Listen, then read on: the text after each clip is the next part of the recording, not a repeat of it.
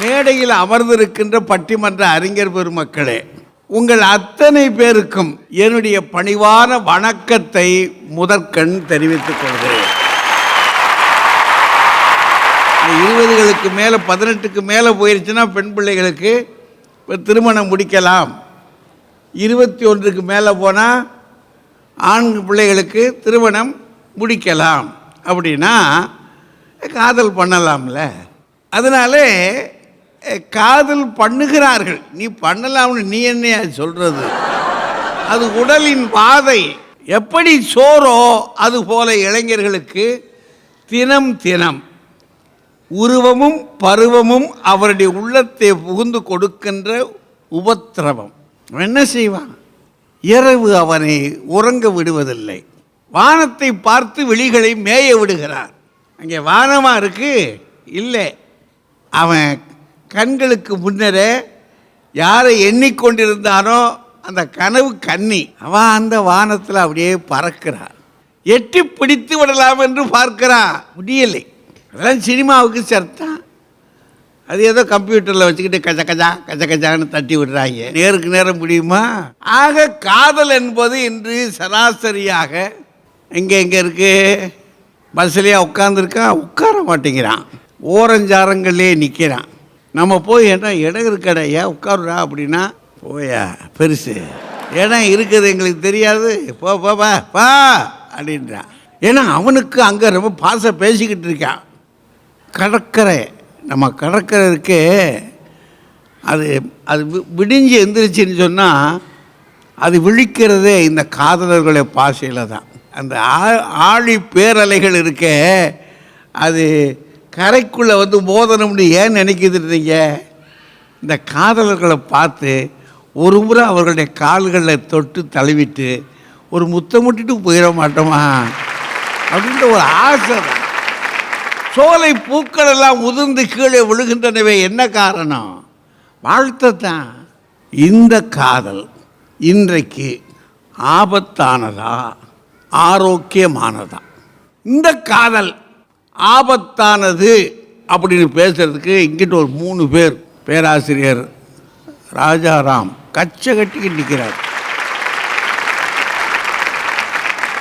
ரொம்ப ஆபத்தானதுயா, எங்கனே அடி வாங்கியிருப்பார் போல இருக்கு, இல்லை பிடிபட்டாரோ? அதுலேயும் நான் தெளிவான ஆள் எங்கள் புலவரையா ராமலிங்கம். ஆதரித்துப்பார், உன்னை சுற்றி ஒரு ஒளிவட்டம் தோன்றும். நான் நாடகத்தே காவியத்தே காதல்யா, நாட்டிலும் காதல் வேணும். அவர் அந்த பக்கத்தில் இருக்கார் பாருங்க, சேஷாத்திரி கவிஞர். காதல் காதல் காதல் காதல் போயில் சாதல் சாதல் சாதல் செத்து போயானா பெரியவன் பாரதி. அப்போ இவர் நான் இதுவரைக்கும் வர கவிஞர் நினச்சிருந்தேன், ரொம்ப உறுதியாக வந்துட்டார். இல்லைங்க, அது ரொம்ப பெரிய ஆபத்து அப்படின்னு அவர் சேத்தாத்திரி. அந்த பக்கம் நம்ம பாரதி.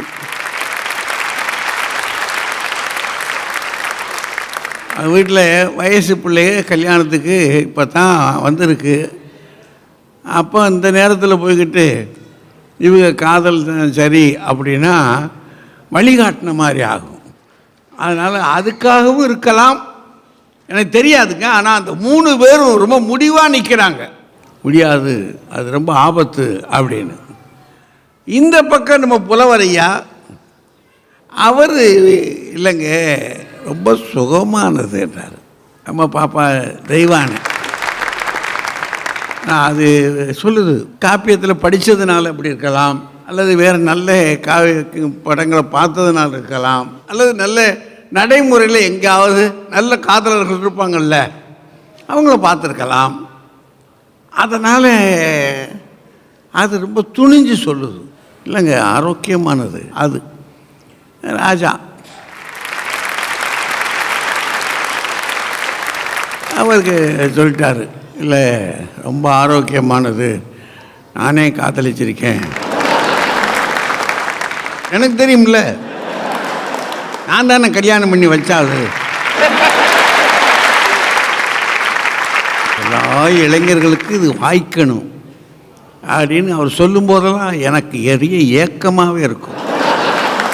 இது வாய்க்காமல் போயிருச்சே இந்த பிறவிக்கு, நமக்கு வாய்க்கலையே. சரி, ஆனால் கேட்கலாம், ரெண்டையும் பார்த்து உள்ளபடி இன்னைக்கு எப்படி இருக்கு, அது உள்ளவே ஆபத்தானதா ஆரோக்கியமானதா பார்ப்போம் இன்னைக்கு. இப்போ ஆபத்தானதே என்ற அணி தொடங்குது. பேராசிரியர் ராஜாராம் அவர்கள் தொடங்குகிறார்.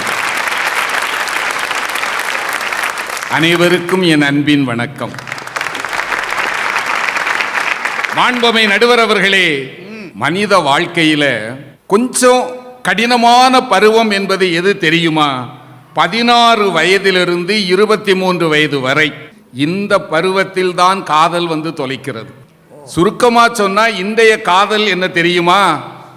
அவசரமாக வந்து சாவகாசமாக சங்கடப்படுத்துவது. கல்யாணம் கூட அப்படித்தான் வருது. நடுவர் அவர்களே, அது நிலைமை வேற. இந்த காதலுக்கு ஒரு அடையாளம் போட்டிருக்கிறாங்க பாருங்க, அவங்க அறிவாளிகள். ஒரு இதயத்தினுடைய படத்தை போட்டு அதில் ஒரு அம்பை சொருகி இருப்பாங்க பாருங்க. இதயத்தில் அம்பு பாஞ்சா என்ன ஆகும், அவ்வளவுதான், அதோட முடிஞ்சு போச்சுன்னு அர்த்தம். ஆனால் அது ரத்தமே வரலையா? நீங்க நல்லா சொன்னீங்க. காதலித்து பார்த்தால் தலையில் ஒளிவட்டம் தெரியும், உண்மைதான். கவலைப்பட்டு கவலைப்பட்டு முடி அவ்வளவும் கொட்டி போனா வழுக்க தானா வரும் ஐயா, பிரகாசம் வந்துதானே தீரும். ஒரு மாணவன் எழுதின கவிதையா, என் ஆருயிரே என் தலை கலைந்து கிடக்கிறது, எங்கே உன் கன்னத்தை காட்டு. புரியுதா?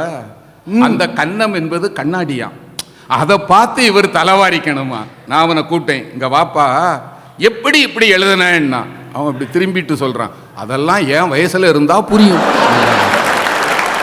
இல்ல, நியாயம் தானங்க. ஆசிரியனாக இருந்த அனுபவத்தில் மட்டும் நான் ஒன்று சொல்லுகிறேன், கல்லூரி காலத்தில் காதலித்த எவரும் உருப்பட்டதாக சரித்திரமும் இல்லை. நான் இளைஞர்களுக்கு சொல்லுகிறேன், ஜெயகாந்தன் என்ற அற்புதமான எழுத்தாளர் காதலை பற்றி ஒரு அருமையான ஒரு கதை எழுதியிருக்கிறார், லவ் பண்ணுங்கோ சார். அதுல அவர் என்ன சொல்லுகிறார் தெரியுமா? உனக்காகவே வாழுகின்ற தந்தையை முதலில் காதலித்து பார், உன்னுடைய இன்பத்திற்காகவே தன்னை கரைத்து கொண்ட தாயை காதலித்து பார், உன் அண்ணனை காதலி, சமூகத்தை காதலி. காதல் என்றால் என்னவென்று தெரியும். அதை விட்டுவிட்டு பெற்றோர்களை தலைகுனிய வைக்கக்கூடிய தருதலை காதலை காதல் என்று சொன்னால் நான் ஏற்றுக்கொள்வதற்கு தயாராக இல்லை என்பார். ஓராண்டு போட்டுவிட்டு தூக்கி எறிகிற துணியில் கூட நான் நல்லதை அணிய வேண்டும் என்று நினைக்கிற தந்தை வாழ்நாள் முழுக்க துணையாக வருகிற ஒருவனை தேர்ந்தெடுக்கிற போது சாதாரணமாகவா தேர்ந்தெடுப்பார் என்கிற நம்பிக்கை பெற்றோர்கள் மீது பிள்ளைகளுக்கு வர வேண்டும். ஒரு இளம்பெண்ணுக்கு தெரியணும், அவள் வீட்டை விட்டு வெளியே போகிற போது அவள் குடும்பமானமும் அவளோடு போகிறது. அவள் ஒழுங்காக திரும்பி வந்தால் அந்த குடும்பமானம் காக்கப்படுகிறது என்கிற பொறுப்பு அந்த பெண்களுக்கு தெரியணும். இன்றைக்கு என்னங்க நடக்கிறது? பைக்கில் காதலனுக்கு பின்னால போகிற போது ஏன் முகத்தை மூடிக்கொண்டு போறீங்க? உங்களுக்குள்ளேயே ஒரு குற்ற உணர்ச்சி இருக்கிறது அல்லவா? அது வெயிலுக்குயா ஒரு பக்கம். நடுவர் அவர்களே, என்ன மூக்கு மட்டும் தெரிகிற மாதிரி அளவா வெயில் அடிக்குது? இது வேற வெயில். நான் இளைஞர்கள்ட்ட சொல்லுகிறேன், கல்லூரி வாழ்க்கையில் நட்பை வளர்த்து கொள்ளுங்கள். ஏனென்றால் காதலை விட நட்பு இனிமையானது என்பதை இன்றைய தலைமுறை புரிந்து கொள்ள வேண்டும். காதலில் கண்ணீர் உண்டு, துயரம் உண்டு, ஆனால் தோழமையில் மகிழ்ச்சியும் இன்பத்தையும் தவிர வேறு எதுவும் இல்லை. அப்படியே தப்பி தவறி சில காதல் திருமணத்தில் முடியலாம். ஆனால் பெரும்பாலும் என்ன, ஒரு அறிவாளி சொன்னார், காதல் கைகூடினால் கழுத்தில் கயிறு தொங்கும், ஏடாகூடமாக போனால் கயிற்றில் கழுத்து தொங்கும். புரிந்து கொண்டால் நல்லது. காதல் வரக்கூடாதது இல்லப்பா. திருமணமான பிறகு மனைவியே காதலிங்க, என்ன அது என்ன கூடாதா? அவன காதலிக்கிற மாதிரி இருக்கா அப்பா? நடுவர் அவர்களே, உண்மையான காதல் வரணுமானாலேயே வயது 60 ஆகணையா. மனைவியினுடைய உடல் அழகு மறைந்து என்றைக்கு உள்ள அழகு தெரிய ஆரம்பிக்கிறதோ அன்றுதான் உண்மையான காதல் பிறக்கிறது என்பதை மறந்து விடாதீர்கள். எல்லாம் பாடிய கண்ணதாசன் காதலை திரைப்படத்திற்கும் இலக்கியத்திற்கும் விட்டுவிடுங்கள், திருமணத்தை பெற்றோர்களிடம் விட்டு விடுங்கள். வாழ்க்கை என்பது மகிழ்ச்சியாக இருக்கும். காதலிலேயே மூழ்கி திளைத்த கவிஞனுடைய அனுபவ வார்த்தை இது. ஆகவே நாங்கள் சொல்வதெல்லாம் இன்றைய காதல் இது மின்மினியைப் போல தோன்றி மறைவதாக இருக்கிறது, இதில் ஆபத்துக்களே அதிகமாக இருக்கிறது என்று சொல்லி வாய்ப்புக்கு நன்றி கூறி விடைபெறுகிறேன். நன்றி, வணக்கம். என்னங்க இது? ஏதோ இவருக்குள்ள ஒரு ஆதங்கம் இருக்கு, எனக்கு நல்லா தெரியுது. ரொம்ப திட்டுறாரு. எழுதுறதெல்லாம் காதலை பற்றி எழுதுறாங்க. கண்டிப்பாக என்னங்க புலவரையா நல்லா சொல்லியிருக்காரு. வாங்க நல்லா பேசுங்க. மாண்புமிகு நீதிபதி அவர்களே, காதலை இவ்வளவு சத்தமாக பேசினால இப்போ தான் நான் பார்க்குறேன். ஏன் அவருக்கு காதல் மேலே இவ்வளவு கோபம்னு எனக்கு தெரியல. அதான் ஏன் விளங்கலை? ஒருவேளை அவர் முயற்சி பண்ணி முடியலையோ இன்னமும். எனக்கு ஒரு ஆலோசனை சொன்னார். 60 வயசுக்கு மேலே காதல் வரணும், அது மனைவி மேலே வரணும்னார். எனக்கு வந்தது வயசுக்கேற்ற புத்தி ஓணுன்ற அவர். நானே ஒரு பையனை கேட்டேன், என்னடா ரொம்ப நேரமாக பார்த்துங்கிறீங்களேன். அவள் இமைகள் வெற்றிலை, கருவிழியோ பாக்கு, பாக்கு வெற்றிலை மாற்றிக் கொள்ளுகிறோம். காதல் என்பது ஒரு பட்டாம்பூச்சி. லேசாக பிடித்தால் பறந்துவிடும், இறுக பிடித்தால் இறந்துவிடும். பிடிக்க தெரிந்தவர்கள் பிடிக்க தெரிந்த முறையில் பிடித்தால் அது ஆரோக்கியம். அதெல்லாம் கேட்டு தெரிஞ்சுக்கிடணும். இளைஞர்கள்லாம் காலேஜுக்கு போகிறாங்க, சரியில்லை, எல்லாமே காதலிச்சவங்களாம் வீணாக போட்டான். நீங்கள் போய் கேட்டு பாருங்கள். காதலிக்க ஆரம்பிக்கிறவன் தான் ஒரு அரியர்ஸ் கூட இல்லாமல் பாஸ் பண்ணுறான். அவன் என்ன சொல்கிறான் தெரியுமா? அவன் ஒருத்திக்காகவாது நான் பாஸ் பண்ணி காட்டுறேன் பார். அது ஒரு உணர்வை தூண்டுது இல்லையா? இவனுக்கா தெரியாது, அவனுக்கு எல்லாம் தெரியும். ஆபத்து எதுன்னு தெரியும், ஆரோக்கியம் எதுன்னு தெரியும். ஏன்? காதல் என்பது ஒரு மின்சார வேலி. தாண்டினால் ஜாலி, தடுக்கினால் காலி.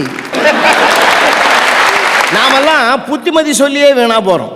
அவனை சும்மா போட்டு அவன் காதலிக்கலாமா வேணாமான்னு கூட யோசனை பண்ணியிருப்பான். இவரா தூண்டி தூண்டி தூண்டி தூண்டி புத்தி சொல்லி சொல்லி சொல்லி சொல்லி இனி காதலிக்காம விடுறதே கிடையாதுன்னு அவனே வந்துடுவான் அந்த நிலைமைக்கு. மாண்புமிகு நீதிபதி அவர்களே, இன்றைய காதல் ஜாதியை ஒழித்திருக்கிறது. இந்த சமூகத்தில் ஊடுருவி போன ஒரு கொடிய நோய் வரதட்சணை. அந்த வரதட்சணை கொடுமைக்கு முற்றுப்புள்ளி வைத்ததையா இன்றைய காதல். தோஷத்தை ஒழித்து சந்தோஷத்தை வளர்த்தது இன்றைய காதல். தொட்டதுக்கெல்லாம் தோஷம், அது தோஷம், இது தோஷம். அதனால்தான் ஒரு கவிஞன் சொன்னான், காதல் என்பது ஒரு புது வகையான நெருப்பு. அது பற்ற வைத்தாலும் பற்றாது, அணைத்தாலும் அணையாது. தெரிஞ்சவங்களுக்கு தெரியும். நான் ஒன்னே ஒன்று சொல்றேங்க, கலகலப்பா ஒரு பையனும் பெண்ணும் இருந்தால் அவர்கள் காதலிக்கிறார்கள் என்று அர்த்தம். கலவரமாக இருந்தால் அவர்களுக்கு திருமணமானவர்கள்னு அர்த்தம். 6 மாசத்துக்கு முந்தி சேஷாத்திரி கலகலப்பா இருந்தான் தம்பி. எப்ப பார்த்தாலும் கலவரமாக என்ன கல்யாணம் ஆயிடுச்சு. பையனுக்கு தான் தெரியும் அதனுடைய அருமை பெருமை. ஒரு பையன் ஒரு பொண்ணுகிட்ட பேசிட்டு வர்றான், வெக்கப்பட்டு தலைக்கு குனிஞ்சு வரான். என்னடா என்ன சொன்னான்னு? சீ போடான்னு சொன்னான். அதுக்கு நீ என்ன சொன்ன? இன்னொரு தடவை சொல்லுன்னு சொன்ன. குறையை பெருமையாக்குவதுதான் காதலினுடைய மகிமையை.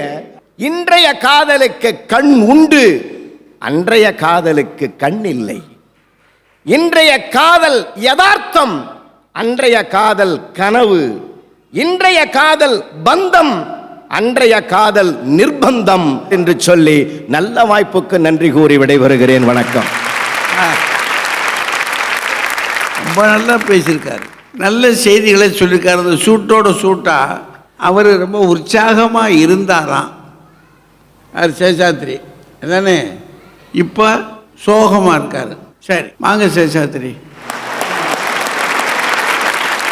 மரியாதைக்குரிய நடுவரையா உள்ளிட்ட இந்த சபைக்கு என் பணிவான வணக்கங்கள். எனக்கு முன்னால் பேசிய புலவரையா அவரோட வயசுக்கு காதல் ஆரோக்கியமாக தெரிஞ்சிருக்குன்னா இதுதான் ஆபத்தானது. ஓ, அவர் பேச சொன்னா தானங்க பேசுவார். காதல் ஆரோக்கியத்தை பற்றி அவர் சொன்னார். அவருக்கு உடம்பு ஃபுல்லாக சுகர். ஏன்னு கேட்டால் இளமையில் செய்த காதல் அப்படியும் உடம்புல தித்திக்குது அப்படின்றாரு. ஹாய், காதல் ஒரு பட்டாம்பூச்சி அப்படின்னு சொல்லியிருக்காரு. நாங்கள் என்ன கரப்பாம்பூச்சி நான் சொன்னோம்? இல்லை இல்லை, காதல் ஒரு பட்டாம்பூச்சி தான். அதை பிடிக்க போகும்போது அது தாவிட்டே இருக்கும் ஒரு பூவா. உங்கள் நேரம் வீணாகும். அதை விட்டுட்டு நீங்கள் ஒரு இடத்துல உட்காந்து மனதை ஒருநிலைப்படுத்தினீங்கன்னா அந்த பட்டாம்பூச்சி தானாக வந்து உங்கள் தோளில் உட்காரு. ஹாய், இதை தாங்க நாங்கள் சொல்கிறோம். இல்லை அனுபவஸ்தரியா? காதல் இன்னைக்கு வரதட்சணையை ஒழிச்சிருக்கு அப்படின்னாரு. ஆமாம், பெண் வீட்டுக்கு லாபம். ஆனால் காதல் பண்ணும்போது அந்த பையன் செலவு பண்ணுறான் பார்த்தீங்களா, அது வரதட்சணை விட அதிகம். ஓ, அப்படி வேற இருக்கோ? ஆமாம், புலவரையா காலத்தில் பிறக்கலன்ற வருத்தம் எங்களுக்கு ரொம்ப இருக்குது. ஏன்னா அவர் காலத்தில் காதல் எப்படின்னா ஒரு கவர்மெண்ட் வேலை மாதிரி. ஒரு வாட்டி கஷ்டப்பட்டு நீங்கள் வேலை வாங்கிட்டீங்கன்னா கடைசி வரைக்கும் உங்களுக்கு அது சோறு போடும். ஆனால் இனி இருக்கிற ஐடி வேலை அப்படியா இருக்குது. நாங்களாம் சந்தோஷமாக இருக்கணும்னு நினைக்கிறீங்க. அதை தக்க வச்சுக்க நாங்கள் படுற பாடு இருக்கு. ஐயோ, எதை? ஐடி வேலையை. வேலையை கிட்டத்தட்ட எங்கள் மேனேஜர் மனசும் காதலி மனசும் ஒன்றுங்க. வருஷம் ஃபுல்லாக அவர் சொன்ன வேலையெல்லாம் செஞ்சுட்டு அப்ரைசல் நேரத்தில் அவர்கிட்ட போய் நின்னாக்கா கம்மியாக ரேட்டிங் கொடுக்குறாரு. என்ன சார் நீங்கள் சொன்னதெல்லாம் நாங்கள் செஞ்சோமேன்னு கேட்டால், நான் சொன்னது தானே நீ செஞ்ச, பக்கத்தில் இருக்கிறான் பாரு அவன் நான் நினச்சதெல்லாம் செய்கிறான். போட்டி அதிகமாக இருக்குங்க. அந்த பையன்கிட்ட ஒரு பைக் இருக்குது. அந்த பைக்கில் பின்னாடி உட்கார ஒரு பொண்ணு இருந்தால் நல்லா இருக்கும்னு அவன் நினைக்கிறான். அதே நேரத்தில் ஒரு பொண்ணு இருக்குது ஹாஸ்டலில். அதுக்கு வந்து சனி நேரத்தில் பொழுது போகிறதுக்கு ஒரு ஆள் இருந்தால் நல்லா இருக்குமே அப்படின்னு நினைக்குது. இவங்க ரெண்டு பேரும் வாழ்க்கையில் மீட் பண்ணுறாங்க. இந்த லட்சிய காதலை பற்றி தான் புலவரையா பேசிட்டு அவங்க கதையில் என்ன ஒரு பெரிய சிறப்புனா, கல்யாணம் பண்ணிக்கூடாதுன்னு தீர்மானம் பண்ணிட்டு தான் காதலே பண்ணுறாங்க. இதெல்லாம் எங்கேயும் அடி வாங்கின மாதிரிலாம் தெரியுது. காதல் ஒரு போதைங்க. ஒரு ஃப்ரெண்டு காதலிக்கும் போது அட்வைஸ் செஞ்சு பாருங்களேன், அவன் மண்டையிலேயே ஏறாது. வேணாண்டா அந்த பொண்ணை விட்டுறேன்னு சொல்லுங்கள், உங்களே விட்டுருவான். அப்பா சொல்வார், வேணாண்டா ஒத்து வராதுடா நமக்குன்னா. ஆமாம்ப்பா, இனிமேல் உங்களோட எனக்கு ஒத்து வராது அப்படின்ட்டு வீட்டை விட்டு கிளம்பி போயிடுறான். கல்யாணம் பண்ணிக்கிறான். 90 நாள் ஆகுது. போதை இறங்குது. இறங்கினோடனே அவனே அப்பாவுக்கு ஃபோன் பண்ணுறான். ஆமாப்பா நீங்கள் சொன்னதெல்லாம் கரெக்டு, நீங்களே வந்து பிரித்து வச்சுருங்க. இளைஞர்கள் நாம் இந்த செயற்கைக்கோளெல்லாம் வானத்துக்கு ஆராய்ச்சியாளர்கள் அனுப்புகிறாங்கல்ல, அது அனுப்பும்போது அது போயிட்டு தன்னோட வலைப்பாதையில் உட்கார்ற வரைக்கும் அது உத்து பார்த்துட்டே இருப்பாங்க. அது தன்னோட வலைப்பாதத்தில் உட்கார்ந்தவொடனே அதை கண்காணிக்கிறத நிறுத்திப்பாங்க. ஏன்னா அது அதில் உட்கார்ந்துடுச்சு, இனிமேல்ட்டு அது தவறி போக வாய்ப்பில்லைன்னு. அதே மாதிரி தான் நம்ம பெற்றோர்கள் நாம் வளர்ந்து ஒரு லட்சிய பாதைக்கு போகிற வரைக்கும் நம்மளை கண்காணிச்சுட்டே இருப்பாங்க. அந்த கண்ணில் நாம் மண்ணு தூவக்கூடாது. மண்ணு தூவினா அது நமக்கு தான் ஆபத்து. நல்ல வாய்ப்புக்கு நன்றி, வணக்கம்.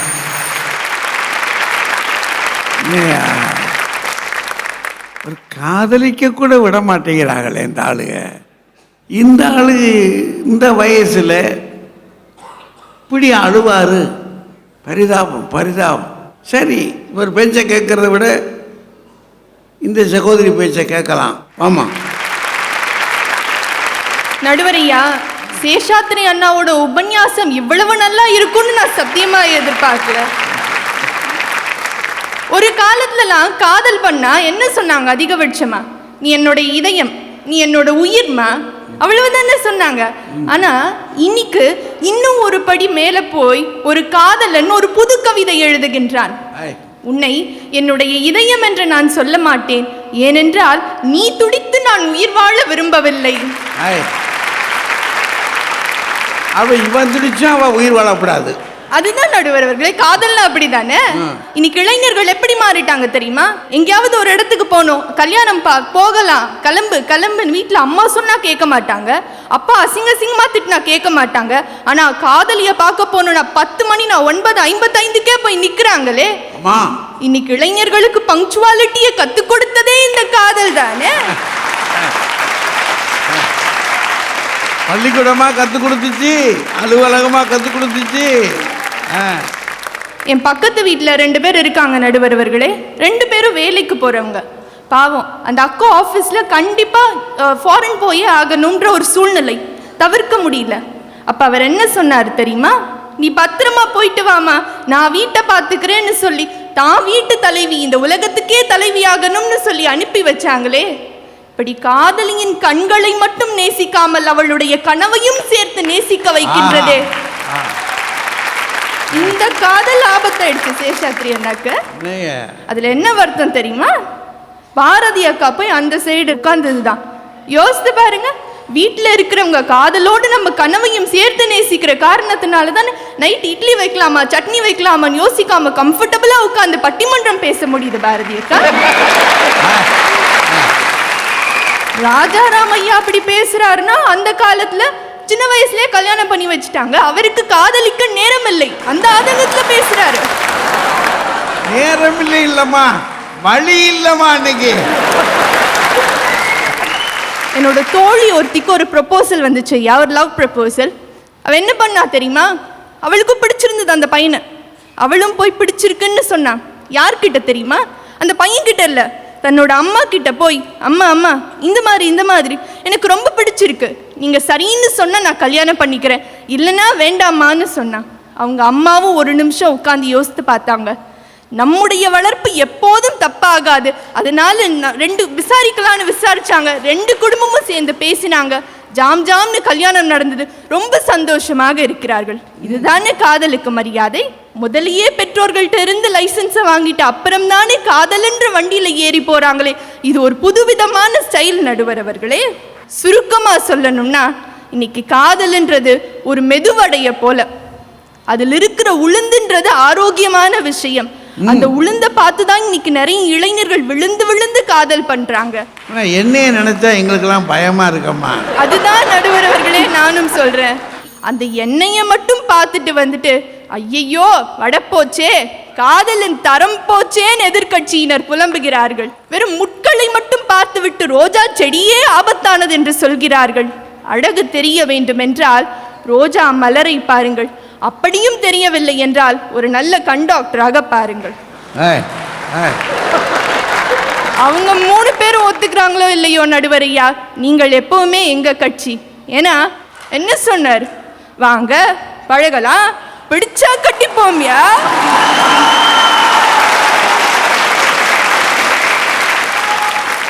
பிடிச்சா கட்டிப்போம்யா, இல்ல ஃப்ரெண்ட்ஸாவே இருந்துருவோம்னு சொல்லி சூப்பர் ஸ்டார் காதலுக்கே பாலமாக அமைந்தவர் நிச்சயமாக தீர்ப்பையும் எங்கள் பக்கம்தான் தருவார்.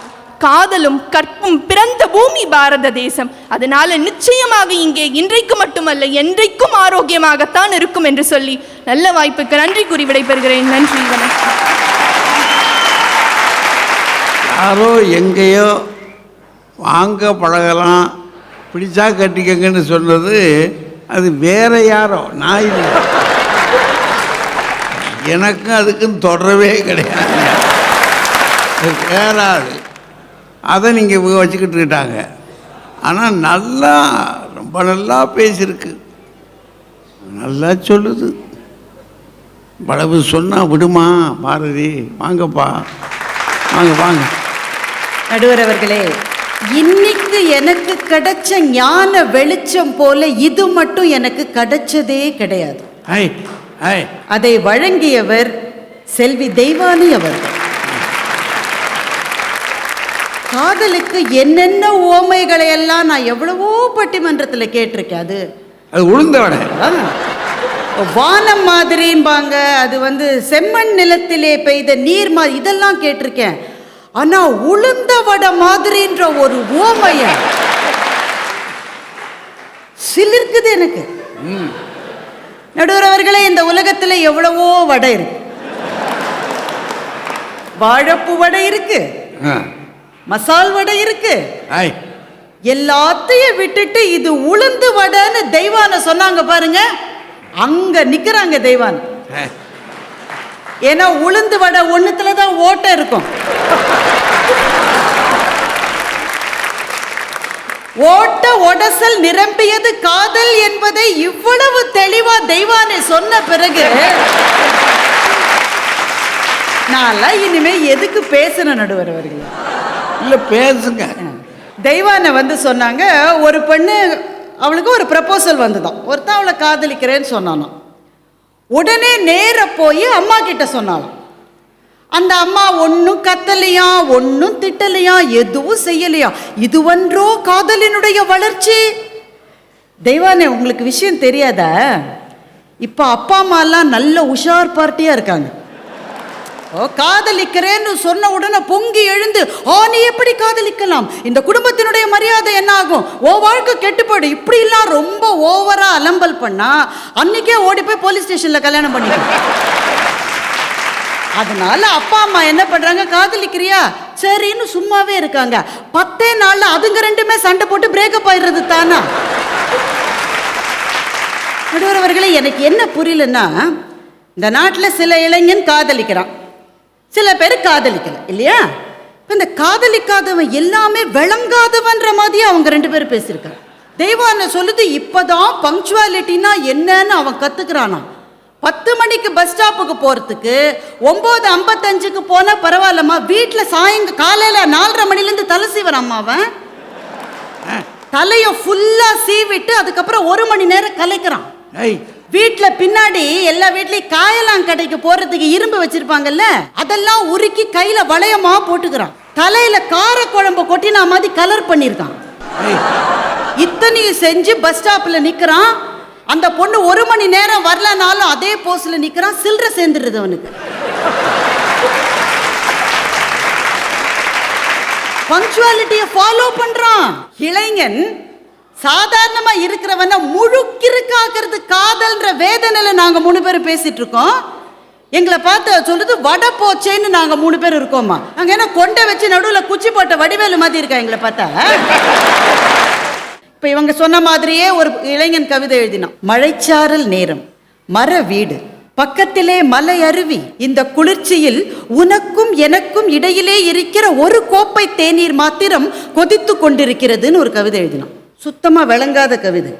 இந்த கவிதையை எழுதி என்ன செய்யறான் அவன்னு பார்த்தா, 4 சாட் பாக்ஸ்ல 4 கட் பேஸ்ட் பண்றான்.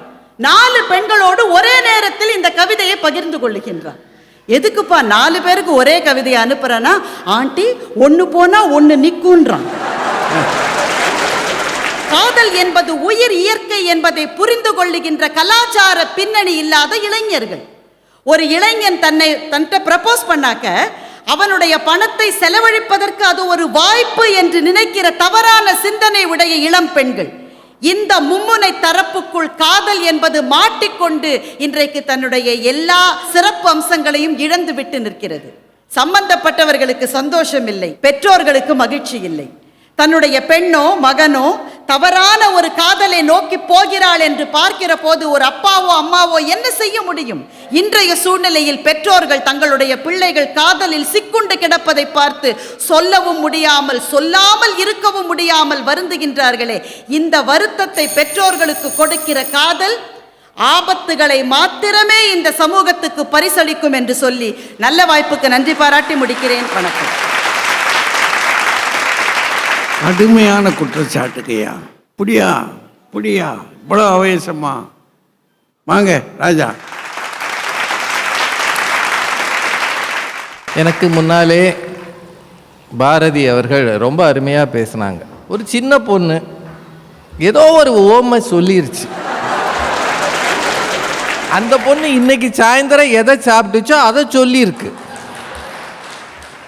இது ஒரு பெரிய ஆர்குமெண்ட். சின்ன பிள்ளைகள்லாம் செய்கிறத பெரியவங்க இவ்வளோ கோபப்படுறதுனால தான் யாருக்கும் காதலை பிடிக்க மாட்டேங்குது. விஷயம் இவ்வளவுதான். அதில் 10 நாளில் ஒரு காதல் பிரேக்கப் ஆயிடுதுன்னு அவங்களே சொல்கிறாங்க. நல்லா யோசிங்க. காதலிச்சிட்டோம்ன்றதுக்காக சரி வராத ஒரு காதலனையோ காதலியையோ தொடர்ந்து அவர்கள் பின்பற்றுவதில்லை. சரியில்லை என்றால் நீ வேண்டாம் என்று ஒதுக்கவும் இன்றைய காதலர்கள் தயாராக இருக்கிறார்கள் என்றால் அது ஆரோக்கியதானமா? இவங்க எல்லாரும் என்ன சொல்கிறாங்க? 3 பேர் இந்த சமூகம் சரியில்லை. நான் ஒரே ஒரு கேள்வி கேட்குறேன். எங்கே இருந்தாலும் வாழ்கன்னு பாட்டு பாடின காலத்தில் சமூகம் சரியாக இருந்ததா? இல்லையா. எல்லா காலத்திலும் சமூக நெருக்கடிகள் இருந்து கொண்டே தான் இருந்தது. காதல் ஒரு சிலருக்கு தான் வாய்க்கும். அது கடவுள் கொடுக்கிற வரம். வாய்த்தவர்கள் சந்தோஷமாக இருக்கா, இல்லாதவங்க மேடை ஏறி திட்டுறாங்க. அவ்வளோதான். இதயத்தில் அம்பு பாய்வது சரியா அப்படின்னு ராஜாராமையா கேட்குறாரு. அது சிம்பாலிக்கான விஷயம். இதயத்தில் அம்பு பாய்றதுன்னு இதயத்தை எடுத்து உள்ள குச்சியா விடுவான்? அதானே அது மன்மதனை நம்பியாது. அவரு நம்ம தம்பி இவ்வளவு தாடி எதுக்கு? அவர் சொல்றாரு, ஒரு பைக்கு இருக்கிறவன் இந்த பைக்குக்கு பின்னாடி உட்காரணும்னு ஒரு ஆளை தேடுவானாம், அதுக்கு பேர் காதலாம். அப்படின்னா மோட்டர் பைக் மெக்கானிக்கிட்ட ஒரு 15 பைக் நிக்குது. என்னையா கணக்கு இது? ஏற்றி ஏற்றி இறக்கி விட்டு போக வேண்டியதுதான். அப்புறம் அவர் காதலன் செய்ய வேண்டிய கடமைகள்லாம் சொல்றாரு. பப்பில் போய் டான்ஸ் ஆடணும். உண்மையிலே சொல்றேங்க, பப்பில் எல்லாம் ஆட வேணாம். அவ என்ன சொல்றாலோ அதுக்கு ஆடுனீங்கனாலே காதல் கட்சின்னு நிற்கும். எதுக்கு பப்பில் போய் ஆடுறீங்க? இப்போ இனிமேலாம் நமக்கு ஆட வருமா? என்னமோ சார், காதல் இல்லைன்னா இந்த சமூகத்தின் இயற்கை இயல்பாக இருக்காது. ஒன்றுங்க, இந்த உலகத்தில் ஆபத்துன்னு எடுத்தீங்கன்னா எல்லாமே ஆபத்து தான். இந்த உலகத்தில் ஆபத்து என்று நினைத்தால் காதலை விட ஆபத்தானது கேஸ் சிலிண்டர். அதை வீட்டிலே வச்சிருக்கீங்க, எப்போ வெடிக்கும் தெரியுமா, எப்போ லீக் ஆகும் தெரியுமா? ஆபத்துன்னு எதை வேணாலும் தள்ளி வைக்கலாம். சார், இந்த ஜெர்மனியில் ஒரு விமானம் போச்சே, இந்த விமானம் ஓட்டிகிட்டு போனாலே அதை கொண்டு போய் ஒரு மலையில் விட்டான். கேட்டால் அவனுக்கு காதலிக்கு சண்டையான். இனிமேல் நம்ம என்ன செய்யணும்? ஒவ்வொரு விமானத்தில் ஏறி அந்த பைலட்டை போய், ஐயா உனக்கு காதலி இருக்கா? காதலி கூட நீ சண்டை கிட்ட போட்டிருக்கியா? இல்லை எதுக்குன்னா இதில் வரலாம்னு நினைக்கிறோம். இப்போ கேட்க முடியுமாயா? இந்த மாதிரியான தேவையற்ற சிந்தனைகள். காதல் என்பது எல்லா காலத்திலும் சந்தோஷமானது. காதல் இல்லைன்னா மொபைல் கம்பெனிக்கெல்லாம் வியாபாரம் நடக்குமா? பூராத்தையும் மூடிட்டு போயிட வேண்டியதான். அதெல்லாம் ஏதோ கொஞ்சம் நெஞ்சம் வணிகம் நடக்குமா இந்த ஊரில்? இந்த வாழ்க்கை நடக்குமா? குடும்பம், மனித சங்கிலி அடுத்த தலைமுறைக்கு காதல் இல்லை என்றால் போகுமா? அவர் சொல்றார் ராஜாராமையா, 60க்கு மேல் காதலிங்கள்ன்றாரு. சரி, 60க்கு மேலே காதலிச்சா அது ஆரோக்கியமானதா? அப்படின்னா ஒத்துக்கலாமா? காதல் என்பது இளமையில் வருகிற ஒரு சந்தோஷம். துள்ளி திரிகிற இளமையை அள்ளி வைக்க கிடைத்த வெள்ளி பாத்திரம்னா ஒருத்தன். அது ஒரு வெள்ளி பாத்திரம் மாதிரியா? இளமையில் ஒரு முறை தான் வரும். ஒரு கொடியில் ஒரு முறைதான் மலரும் மலர் அல்லவா, ஒரு மனதில் ஒரு முறைதான் வளரும் உறவல்லவா. அதுவும் கண்ணதாசன் தான் பாடினாரு. உண்மையை சொல்றேங்க, காதல் என்பது மனிதனை வன்முறையிலிருந்து திருப்பும். அதுக்காக பள்ளிக்கூடத்தில் காதலிக்கிறது இதெல்லாம் சினிமாவில் காட்டுற விஷயம். 10 வயசு 15 வயசு அதை பற்றி இங்கே பேசலை. தரமான காதல், 2 பேரும் வேலைக்கு போகிறாங்க, ஒரு இடத்துல இருக்கிறாங்க, அவளுக்குள்ள காதல் மலர்ந்தது என்றால் சந்தோஷம் தானே.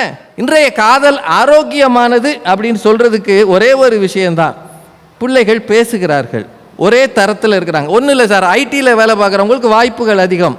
இவர் வேலையை அவர் புரிஞ்சுக்கிறார், அவர் வேலையை இவர் புரிஞ்சுக்கிறார். ஒருத்தர் வர லேட் ஆச்சுன்னா அடுத்த சமையல் பண்ணுறாரு. வெளிநாடுகளில் நீங்கள் போய் பாருங்கள், அமெரிக்கா மாதிரி நாடுகளில் அவங்க வேலையை பாதி செய்கிறாங்க. காரணம் அவர்களுக்குள் இருக்கிற காதல். ஒருத்தரை ஒருத்தர் தாங்கிக் கொள்கிறார்கள். ஒருவர் குறையை இட்டு நிரப்புவதுதான் காதலே தவிர உடலை தேடி போவது காதல் என்று ஒரு காலமும் நம்ப முடியாது. தயவு செய்து தப்பா பேசாதீங்க. ராஜாராமையா ஒன்று சொல்றார், முதலிலேயே உடலை தேடுகிறார்கள். சார், இதெல்லாம் சினிமாவில் பேசுறது. எங்கேயோ 1ம் 2மாக நடக்கும். தரமான தகுதியான காதல் என்றைக்குமே ஆரோக்கியமானது தான். அது ஒரு நாளும் ஆபத்தை தராது. அதை புரிந்து கொண்ட குடும்பத்திற்கு அது மகிழ்ச்சி. அதுதான் காதலுக்கு நாம் செய்கிற மரியாதை. அத்தகைய காதல் இந்த சமூகத்தில் இருக்க வேண்டும். அது இருந்தால் சமூக நெருக்கடிகள் மாற வேண்டும். அதுதான் எங்கள் அத்தனை பேரின் பிரார்த்தனை என்று சொல்லி வாய்ப்புக்கு நன்றி கூறி நிறைவு செய்கிறேன். நன்றி. காதல் ஆரோக்கியமானது அப்படின்றத ரொம்ப அழுத்தம் திருத்தமாக இந்த அணி வச்சிருக்கு. நல்லது தான். ஏன்னா இன்றைக்கு அதுக்கு ரொம்ப வாய்ப்புகள் நிறைய கிடைச்சிருக்கு. முன்பெல்லாம் காதல் செய்வதற்கு பயப்படுவாங்க. ரொம்ப கடைசியாக இது ஒரு வகையாக நவீன யுகத்துக்கு விதைச்ச முதல் அப்படின்னு சொன்னோம்னா குளத்தக்கரை அரச மரத்தை சொல்லலாமா? அவர் தான் வாவேசு ஐயர். அந்த மகான் நல்ல சிந்தனையாளன், ரொம்ப நல்ல சிந்தனையாளன்.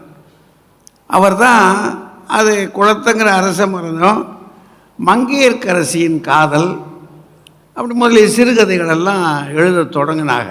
அவங்க சொல்லக்கூடிய கதைகள்லாம் பார்த்தா ஒரு சமூகம் இன்னொரு சமூகம், அது இன்னொரு சமூகத்துக்குள்ளே போகல, அதே சமூகத்துக்குள்ளே தான் நிற்கிறது. ஆனால் அதுவே தடையாக போச்சு அன்னைக்கு. அப்புறம் மெல்ல மெல்ல மெல்ல மெல்ல திரைப்படங்களில் முதல்ல புராணங்களை சொல்லி பார்த்துச்சு, புளிச்சு போச்சு. ராஜா ராணிகளை பற்றி சொல்லி பார்த்துச்சு, புளிச்சு போச்சு. 1947 50கள் வரைக்கும் விடுதலை வேள்வியை பற்றிய விஷயங்களை எல்லாம் பேசிச்சு. அப்படி பேசுகிற பொழுது கல்கி போன்ற புண்ணியவான்கள்லாம் கொஞ்சம் சீர்திருத்த அலைகளை அதற்குள்ளே உள்ள நுழைச்சாங்க.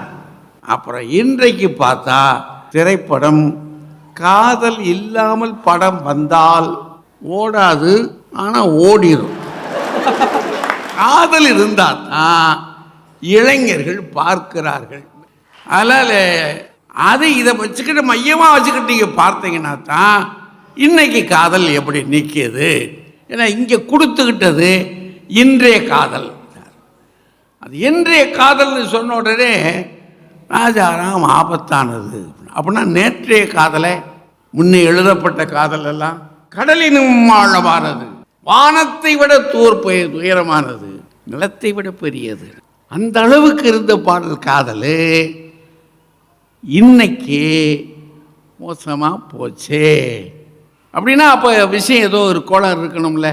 இங்கே இந்த பக்கத்தில் பார்க்க இந்த படங்களை பார்த்தீங்களா, ஒரு ஒற்றை ரோசா. பெரும்பாலும் இன்றைக்கெல்லாம் நீங்கள் பார்த்தோம்னா இந்த காதலிக்கிற பையங்க தொடங்குற போது அப்படி கொண்டு போய் இப்படி கொடுக்குறான் வச்சுக்க. ஆனால் அங்கே போனவுடனே திரும்பி பார்க்குறான், அவன் அந்த கூந்தலை செருகிட்டான்னா ஆஹா ஆவியையும் செருகி விட்டாள், அவனுடைய ஆவியையும் அவனுக்குள்ளேயே செருகி விட்டாள்னு அவன் தெரிஞ்சுக்கிட்டான்.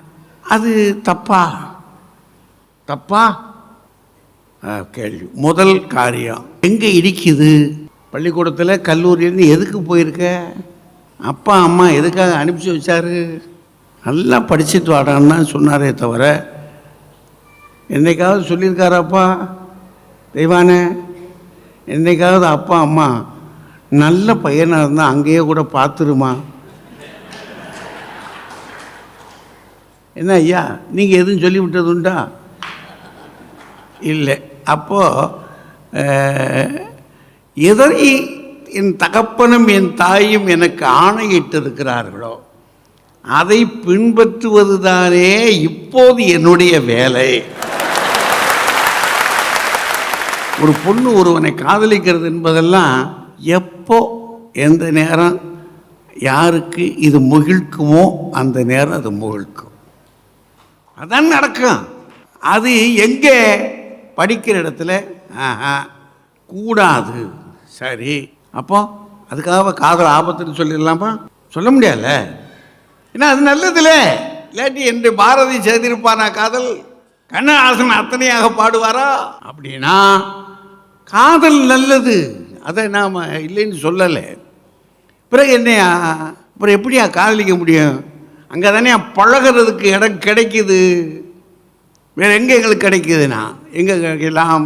வேலை பார்க்குற பணிமனைகளில் கிடைக்கலாம். பணிமனைகளுக்கு வந்த ஒருபாடு இவர் சம்பாதிக்கிற ஒரு பக்குவம், அந்த பொண்ணும் சம்பாதிக்கிற ஒரு பக்குவம், அதுக்கு வாய்ப்பு இருக்கலாம். அங்கே அப்போ சம்பாதிக்கிறது வரைக்கும் காத்திருக்கணுமா? திருமணத்துக்குன்னு ஒரு வயது இருக்குது, அது வரைக்கும் காத்திருக்க வேண்டும் என்பது இந்த உடல் சொல்லுகிற வேலை, சமூகம் சொல்லுகிற வேலை. அப்போது உரிய காலத்திலே மலர வேண்டும். முதல்ல அதை உரிய காலம் உரிய இடம் அப்படி வச்சுக்கலாம். சரி, மலர்தியா பொண்ணை காதலிச்சாச்சு, காதல் விடுபட்டு போயிருது, திருமணம் ஆன பிற்பாடு போயிருது. அப்போ இப்படி ஒரு நெருக்கடி வந்ததுன்னு சொன்னால் அது ஏன் நடக்குது? அந்த நெருக்கடி வந்துச்சு. இதை எடுத்து சொல்லுவதற்கு இந்த சமூகத்திற்குள்ள முதியவர்களுக்கு துணிச்சலும் வரவில்லை. இதுதான் உண்மை. இந்த நடப்புத்தான் இப்போது உண்மை. எப்போது இந்த வலைகளை பின்னி கிடக்கிற வலைகளை எல்லாம் அறுத்தறிந்து விட்டு உன்னுடைய மனம் விசாலமான மனதாகி பற பற பற பற என்று சொல்லி பறக்கின்ற துணிச்சல் உனக்குள் வருகிறதோ அப்போது வேண்டுமானால் உனக்கு சாத்தியம் அது. ஆனால் எந்த காலத்திலும் காதல் கதைகளே கூட அனார்கலி அப்படின்னு இன்னும் கோஷங்கள் தான் கேட்கும். அல்லது பூரா லைலா லைலா என்று கத்திக்கொண்டு அலைகிற பைத்தியங்களைத்தான் நாம் பார்க்க வேண்டியிருக்கும். அதுதான் உண்மையான காதல். அவர்கள் உண்மையான காதல். அது ரோமியோ ஜூலியத்தாக இருந்தாலும் சரி, எதுவாக இருந்தாலும் சரி. பிள்ளைகளே, அந்த காதல் இன்றைக்கு உங்களுக்கு வாய்ப்பதற்கு வழி இல்லை. அதற்கான வழியும் உங்களுக்கு தெரியவில்லை, துணிச்சலும் இல்லை. நீங்கள் வெறுமனே உடல் கவர்ச்சியிலும் இடையிடையே கிடைக்கின்ற சில லாபங்களிலும் போய் அலைந்து கொண்டு அதை காதல் என்று சொல்லி ஊரை ஏமாற்றுவது இருக்கிறதே, அதுவும் ஆபத்து. நாளை உனக்கு ஆபத்து என்பதல்ல, அதைவிட என் பெண் பிள்ளைகளுக்கு அது மிகப்பெரிய ஆபத்து என்பதுதான் எனக்கு மிகப்பெரிய பயமாக இருக்கிறது.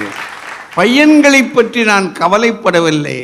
எங்கள் பெண் பிள்ளைகள் மிகப்பெரிய துயரத்துக்கு ஆளாகிவிடக் கூடாது என்பதனாலே இன்றைய காதல் தூய்மையானது, பரிசுத்தமானது, ஆரோக்கியமானது. ஆனால் இன்றைய காதல் ஆபத்தானது என்று கூறுவேன். இந்த அத்தனை பேரையும் வாழ்த்தி விடைபெறுகிறேன். நன்றி.